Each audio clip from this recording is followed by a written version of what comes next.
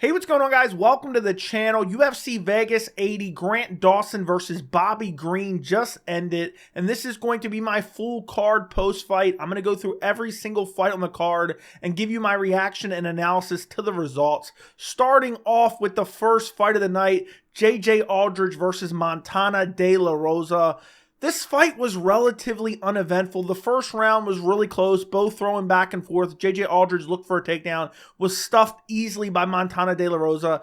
The second round was razor close. I thought Aldrich landed a little bit better shots. And then the third round, I thought Aldrich that was her best round. She was really busting her up with good shots, landing the jab, bloodied her up in the third round. The commentary was horrible in this fight. They acted like Aldrich was just dominating it from start to finish, which the judges scored. I believe all three gave her a 30-27 victory. The first two rounds were very close. I don't necessarily have a problem with the 30-27, but the way DC and I can't remember who else, I think it was Paul Felder, were acting like it was a guaranteed 30-27, I thought was crazy. But overall, Montana de la Rosa doesn't look for any takedowns, doesn't look to mix in any grappling, and she kind of just left it in the hands of the judges. And Aldrich in that second and third round, especially that third round, just did more damage on the feet and gets it done via decision. Moving up on the card, Aoriqileng versus Johnny Munoz Jr. I really thought this was a fight where Johnny Munoz Jr. would thrive in the later rounds, in the second and third round, because Aoriqileng has known stamina issues, but Aoriqileng gets it done 29-28 decision. I thought it was a pretty clear 29-28 decision. The first round, you know, you had Johnny Munoz hurt him badly with the right hand, eventually gets a takedown, gets the back, starts setting up a rear naked choke, then he looks for an armbar to end the round. And then in the second round, it just seems like Johnny Munoz is he's starting to gas out a little bit, starting to get a little bit more tired. The takedown shots are just coming from halfway across the cage. Aoriqileng, I think in the second round, that's when he came out and just basically bodied him to the ground early in the second round, then started landing some ground and pound, then got back up. And it just was Johnny Munoz looking to grapple and getting outstruck by Aoriqileng. The third round, Johnny Munoz Jr. just really started to look for really sloppy shots from halfway across the cage. I think it was towards the end of the third round where you had Johnny Munoz Jr., where Aoriqileng kind of followed him to the ground off a bad shot and a stuffed takedown. And you had Johnny Munoz Jr. find like a calf slicer, but it was like the last 45 seconds of the round. It did not matter at all. Overall, basically Aoriqileng just outstruck him in the second and third round, but even followed him to the ground on multiple occasions and was able to do some decent ground and pound, wins the fight 29-28. And I really think Johnny Munoz, the way he's fighting, he's just too one-dimensional in terms of his grappling. And the fact that once he starts to get tired, he can't impose his will the way he does in the earlier rounds, even though Aoriqileng, a guy like him who doesn't have great stamina himself, still looked good in the third round and got it done. Moving up on the card, we have Vanessa Demopoulos versus Kanako Murata. This fight, I thought Murata won the fight. Now, I quit watching it halfway through the third round and went off to do something for a little bit. I thought it was a clear win for Murata. I went back and rewatched the last 2 minutes of the third round that I missed. It's a clear third round for Murata. She got her down, she beat her up, did some good damage with the ground and pound. The first round, I thought probably is Vanessa Demopoulos, because you had two instances where it looked like Murata kind of got dropped, but you know, they really isolate the replays good enough, and she was kind of off balance, so she wasn't necessarily hurt. She had some grappling in the first round as well. I believe it was 2 takedowns in the first round for Murata, but didn't really do anything with it. Second round, Murata got her down fairly early and was landing some decent ground and pound, throwing like those Donkey Kong punches, not doing anything crazy. And you did have Vanessa Demopoulos throwing from her back, especially towards the later, last minute or so of the second round. So I do kind of understand maybe a first and second round for Demopoulos, but I thought Murata took the second and third round. I really did. I thought she took it with her grappling. And in the third round, if she would have used her ground and pound like she did in the third round, in the second round, it wouldn't even be up for debate. But I thought it was still a pretty clear win for Murata. I thought she won the fight with her grappling. I thought the ground and pound could have been better in the second round. The first round, it didn't even seem like she was prioritizing any ground and pound at all. Kind of let her up a couple times. Really didn't look to control her. But Vanessa Demopoulos gets a 29-28 decision win. Clearly lost the third round. I think it's kind of a robbery, but at the end of the day, it's not the worst robbery ever, just because of the lack of damage that Murata did in the second round. But again, you can't trust these judges, especially the Nevada State Athletic Commission, at all. Vanessa Demopoulos gets it done. But honestly, my biggest takeaway from that fight is they should not be in the UFC. Moving up on the card, talk about fight IQ and not belonging in the UFC. We have Nate Maness versus Mateus Mendonca. Nate Maness gets it done. First round TKO. We've seen it so many times in the UFC, in MMA in general. You can't just blindly roll for leg locks and knee bars and heel hooks and leave your chin exposed and just eat ground and pound shots over and over and over again. That's essentially the description of this entire fight. Mendonca came out, was throwing some combinations, then started looking for takedowns, and then basically just started looking for a leg lock once he got him to the ground. There were some instances where it looked like, okay, he might be able to finagle a heel hook here or there, but the whole entire time he's just holding on to this leg lock, and he's eating nasty ground and pound. And at one point, they're in like a 50-50 position, and Nate Maness lands a left hand that flash KOs him for a second. He wakes right back up, but then eventually, soon after that, Nate Maness basically scrambles out of the leg lock position, ends up in like a stacked full guard, and then just starts smashing him with ground and pound shots, puts him out cold. His hands are literally flat on the mat, and for some reason, Chris Tione's just standing there like, oh, it's just business as usual. I'm not going to stop the fight. Horribly late stoppage in this fight. Should have been stopped earlier, but Mendonca, talk about a lack of fight IQ. Just rolling for a leg lock literally for 3-4 minutes straight. It was the last minute of the first round where he finally gets finished. Horrible fight IQ. I don't know what he was doing there. He's literally eating brutal ground and pound shots while looking for these leg locks. And eventually it cost him, and he got finished in the first round. Nate Maness, I still don't think he's going to be like a contender at flyweight or anything. But at the end of the day, he needed this win. This was a decent win, and he gets a finish in the first round. So shout out to him. Moving up on the card, we have Karolina Kowalkiewicz versus Diana Belbita. Karolina Kowalkiewicz gets the decision. I scored at 30-27. The first round, you had a very close round. You had some early scrambles where Belbita gave up her back and then eventually gave up full mount, but she exploded out of there before Karolina was able to do any damage. Then the striking exchanges, I felt, favored Karolina Kowalkiewicz, but maybe the last 45 seconds, you had Belbita landing some good combinations. So I thought the first round, maybe it could go either way. But then the second round, it was clearly Karolina Kowalkiewicz. She was landing the jabs, landing the uppercuts. She was mixing in the grappling and clinch work. She wasn't able to get those takedowns. Belbita showed some good takedown defense. But overall, second round was clearly for Karolina Kowalkiewicz, and so was the third round. Just landing the uppercuts, landing the jabs at will, mixing in some kicks, but not really all that much. And also mixing in some takedown attempts, but really wasn't able to find them. And honestly, after that first round where she got the full mount, she got the back, I thought, oh, she's really going to out-grapple her in this fight. She wasn't really able to impose her will with the grappling in the second and third round at all. But overall, Karolina Kowalkiewicz was just better on the feet. The uppercut was landing at will because Belbita's kind of hunched over with her chin pointed down, kind of squatting down, throwing combinations, and Karolina Kowalkiewicz just kept landing the uppercut over and over and over again. And in the third round, really had her busted up from that uppercut and wins the fight. I thought it was a clear 30-27. Moving up the card, the first fight on the main card, we have Bill Algeo versus Alexander Hernandez. Bill Algeo, I had him winning 30-27. The first round was just out kicking him from range, landing some good shots, landing good leg kicks, spinning kicks to the body. Hernandez was landing some good shots to the body, but nothing really super damaging by any means. The second round, Hernandez was starting to look good. He was landing some good combinations. He was closing the distance. He was starting to get more aggressive and find some shots, but then Algeo hurt him, sat him down with the right hand. So I gave the first round to Algeo. I gave the second round to Algeo. And then in the second round, you had the instances where Algeo landed a shot, but it looked like the knuckle of the thumb went in the eye. And they stopped the fight. They looked at the replay. They never showed us a conclusive replay. And I honestly don't know if it was the knuckle of the thumb or it was clearly the thumb or what. Keith Peterson ruled that it was the thumb. They gave him a break. Hernandez came out and looked pretty good in the rest of the second round. But it was so even that I just still thought Algeo took the second round based off of dropping him. And then the third round, Hernandez was starting to get more aggressive, and it was a kind of a closer round, but I still had Algeo winning that round just with his kicks. And honestly, I think Algeo has improved. I think his striking looks a lot better. His gas tank has always looked good, and also his durability and chin is unreal. Hernandez landed a couple big shots in this fight, but if you looked at Algeo's reactions, it didn't seem like big shots. He just ate them and just continued to fight as normal. It didn't affect him at all. Hernandez would close the distance, land a big shot. Algeo would literally just eat it. And basically what won the Algeo this fight was distance management and his kicks to the body, kicks to the legs.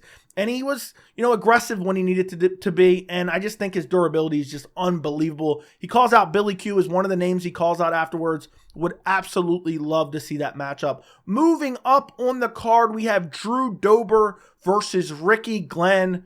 Drew Dober absolutely smashed Ricky Glenn, started smashing him early. Then you had Ricky Glenn kind of pull guard. Drew Dober making a smart decision, immediately trying to back out of guard.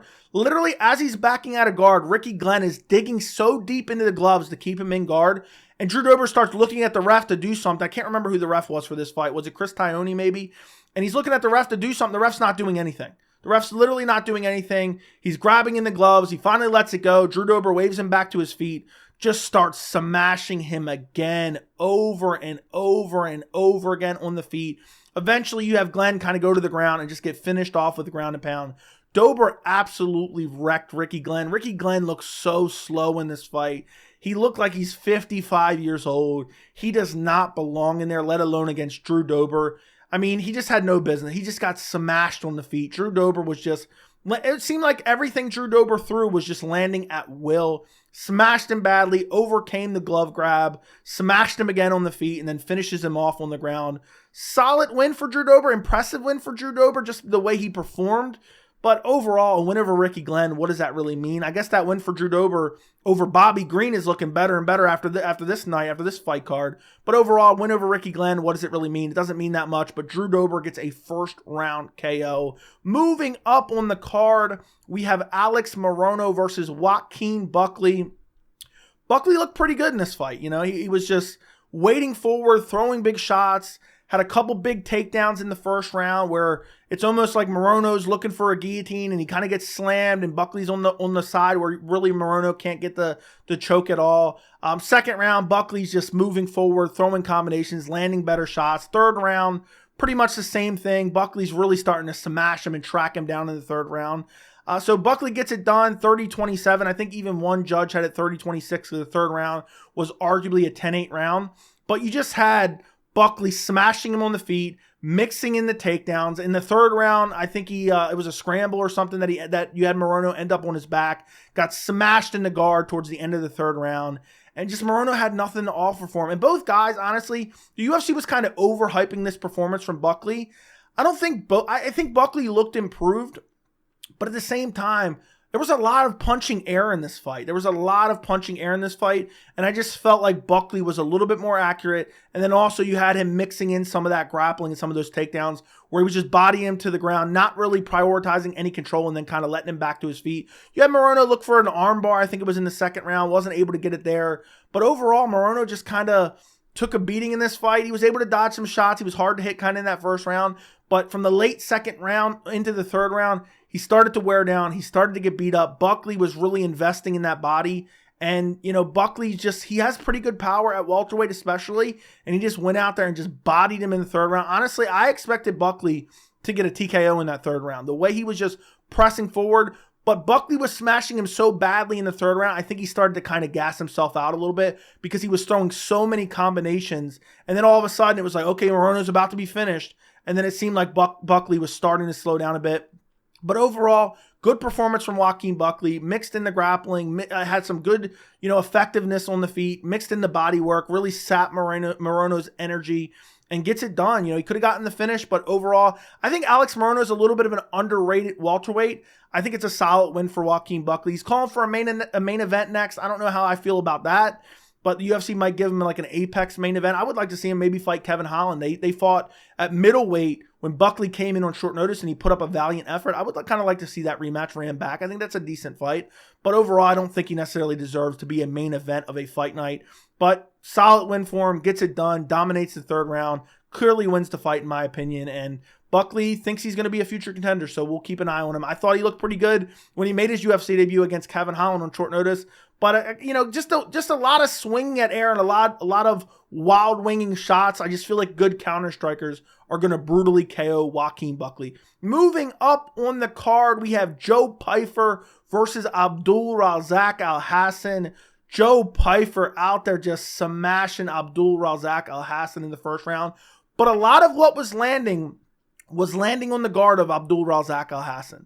And in that first round, you had Pyfer come out, shoot an early takedown, got a little bit of control time, but then back to their feet. You had a standing triangle where Pyfer was looking for that standing triangle early, but it seemed like Pyfer was a little bit tentative in that first round. And then when he would open up, he would back kind of Alhassan back up against the fence. He would throw combinations, but a lot of it would land on the guard. Now, I think it was clear as day that Pyfer won the first round. I think it was, you can't really, there's no way you could give it till Alhassan at all in the first round. And then in the second round, it looked like the momentum was starting to turn. You had Alhassan land some good calf kicks that were really affecting Pyfer pretty badly. And it looked like, oh, okay, Pyfer's about to get exposed badly because he's getting his legs chopped up here. And it looks like he's affecting him, and it looks like it's affecting his aggression. And then, boom, he decides to shoot in on a takedown. You have Alhassan looking for guillotines every time someone shoots. He holds onto a guillotine basically while Pyfer's in side control, which then you can get Von Flue choked, and he didn't even let it go. I don't know why guys hold onto the guillotine when you don't have your opponent in full guard or at least half guard. We see it far too often, and then they end up getting Von Flue choked. But he holds onto it, and it eventually sets up the arm triangle for Joe Pyfer. He tries to tap out, but he taps out kind of with a punch rather with his hand. I don't blame the ref on this one, and Alhassan gets choked out cold in the second round. Overall, I think this was a good test for Joe Pyfer, but I think we got to pump the brakes a little bit. I really do, because you have Abdul Razak Alhassan. He's not the greatest fighter. He's 38 years old. He does have some good power. He looked okay in this fight, but it just seemed like there were some opportunities there where Alhassan could potentially catch him on the feet and probably, maybe potentially expose Joe Pyfer. And then you had the fact that he started really chopping those legs, and then he makes a mistake, and Joe Pyfer takes advantage of it with him holding onto the guillotine after the takedown, even though he wasn't in the right position. And Joe Pyfer, fair enough to him, he gets that second round arm triangle submission, but I think we have to pump the brakes a little bit on Joe Pyfer. I think we got to give him the Bo Nickel route, where he's talking about maybe fighting some top 15 guys soon. I think maybe the UFC should hold off on that unless they want him to get exposed, but he looks fast at middleweight. He looks strong at middleweight. And, he went out there and got a finish over a veteran in Alhassan. But overall, I think maybe let's not jump him into the top 15 just yet. But solid win. He went out there and got the finish. He faced a little bit of adversity, which always helps you improve in terms of your skill set and just in terms of your experience overall in future fights. So shout out to Joe Pyfer, gets a second round arm triangle finish. Moving up the card to the main event, Grant Dawson versus Bobby Green. Bobby Green gets a first round KO. Who would have ever predicted this? MMA makes no sense, but Grant Dawson's striking is horrible, so I guess we should have seen this coming. If he can't get it down, Bobby Green is going to destroy him on the feet. And I honestly thought Grant Dawson would come out and immediately shoot for a takedown. He didn't. He was trying to strike with him. He threw a couple overhand rights. One of the overhand rights landed. He never looked to clinch. He never looked for a takedown. Bobby Green's hands are always down at his waist, so there's never going to be an optimal time to get a takedown or get that shot on Bobby Green. But do what Islam Makhachev did. Grab him, clinch up with him, push him against the fence, and then work your takedowns from there. And he didn't do it, and he gets brutally KO'd by Bobby Green with a left hand. It was almost a jab. There was really no wind-up. I don't know if you want to call it a straight left or a jab, but it looked like Grant Dawson literally had Dominic Reyes' chin out there. And Grant Dawson gets finished. He gets dropped with the left hand, and he basically just turns over. It's completely flattened out, laying on his stomach. Bobby Green throwing ground and pound. The ref gave Grant Dawson every opportunity, because he wasn't out cold, gave him every opportunity to try to work his way back to his feet or recover guard or anything. He just laid there, taking ground and pound shots from Bobby Green. Bobby Green gets the first round finish. The first minute of the first round. This is what Grant Dawson gets. He called out the dead body of Tony Ferguson for his last two fights. He called out the dead corpse of Tony Ferguson.